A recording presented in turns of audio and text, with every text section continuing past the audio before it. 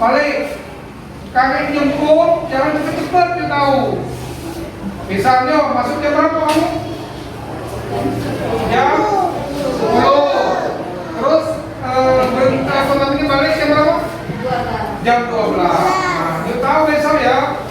Kalau ibu menjemput kami, jangan cepet-cepet nunggu. Pas jam kurang 15 menit, jam 12 baru jemput. Sikok-sikok keluarnya ya. Berani tak?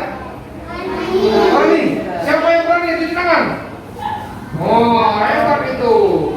Dia harus berani itu yang badannya sehat. Berani tak? Berani. Berani ya? Berani. Ya. Jadi tolong aku diatur sekolah ya. Jadi kalau ada yang demam, ngomong sama ibu kesehatan. Bu, kami demam bu. Kau mau nggak ya? Coba saya bantu kau.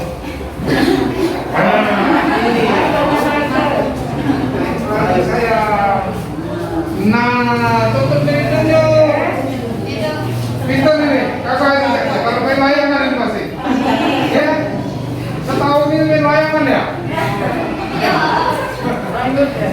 Oke, cukup, makasih ya. Makasih. Ambil kita ya, atur jarak tolong ya. Hari ini kita bersama Pak Wali ada 2 sekolah. Ada SMP Negeri 7 sudah berjalan kondusif ya. Bagus. SD 88 Pak Wali tidak kesini karena paripurna. Maka kami yang melihat bagaimana pertukaran pada jam shift antara cuma 30 menit perbedaannya. Ternyata yang paling sulit mengendalikan adalah orang tua, ya. Itu orang tua. Orang tua tadi saya sampai meminta bantuan dari Pol PP supaya mereka bisa mengatur, karena orang tua ini padahal waktu kan sudah setengah jam yang bisa kita berikan kebijakan. Tapi orang tua mungkin kesenangan dengan sekolah hari ini. Dia sejam yang lalu sebelum balik nganter anak-anaknya.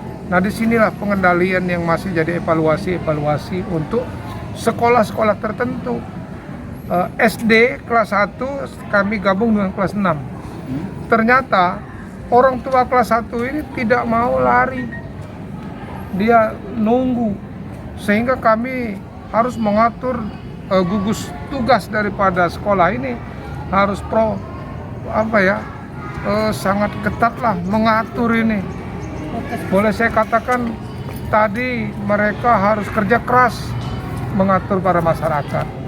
Maka saya rapat kembali mengevaluasi hari ini. Bagaimana kalau besok sudah kita robah lagi. Tidak 3 shift mungkin. Kita hanya 2 shift saja. Jam 7.30 sampai 9.30 shift 1. Shift 2 kita berikan waktu jeda 1 jam. Jadi tidak ada lagi yang masuk, keluar masuk. Kita coba jam 10.30 itu shift kedua masuk. Jadi orang tua tidak terlalu banyak antara penjemputan dan pengantaran. Nah, hanya saja gugus tugas kami minta menyampaikan orang tua boleh mengantar anak ke sekolah 30 menit sebelum dimulai. Artinya mereka yang duluan nganter semau-maunya jangan diterima oleh sekolah. Kalau ini masih akan kita perpanjang ya untuk PTM ini. Tapi hari ini adalah evaluasi. Mudah-mudahan ini dari Puskesmas juga Ibu ini hadir di sini melihat bagaimana kondisi. Ada rasa kesirnaan apabila di dalam sekolah sudah prokes, masuknya prokes, tapi pada saat pengantaran dan pulang yang membuat masalah kan masyarakat di luar yang tidak disiplin dengan prokes. Ini yang jadi evaluasi kami lagi. Mungkin itu. Saya tanya.